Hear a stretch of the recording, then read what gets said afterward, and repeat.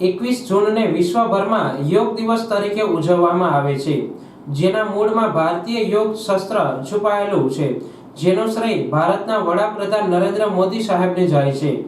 જેના પગલે 21 જૂનને વિશ્વ યોગ દિવસ તરીકે ઉજવવામાં આવતા કરોડો લોકોએ યોગની તાલીમ લીધી હતી.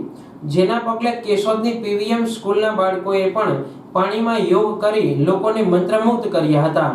કેશોદની પીવીએમ ઇન્ટરનેશનલ સ્કૂલમાં 10મા આંતરરાષ્ટ્રીય યોગ દિવસની ઉજવણી કરાતા શાળાના વિદ્યાર્થીઓએ યોગમાં ભાગ લીધો હતો, જેમાં યોગ પ્રશિક્ષક દ્વારા જરૂરી માર્ગદર્શન મળતા વિદ્યાર્થીઓએ તાડાસન, વૃક્ષાસન, ભુજંગાસન, ત્રિકોણાસન, પાદ પશ્ચિમોત્તાસન, ભદ્રાસન, પવન મુક્તાસન, અનુલોમ વિલોમ, ભદ્રિકા, ભ્રામરી જેવા પ્રાણાયામ કર્યા હતા. જ્યારે ધોરણ 6 થી 10 ના બાળકોએ યોગમાં પાણીમાં યોગ કરી બતાવ્યા હતા, જેના માટે પીવીએમ સ્કૂલના તમામ શિક્ષકોએ ભારે જહેમત ઉઠાવી હતી.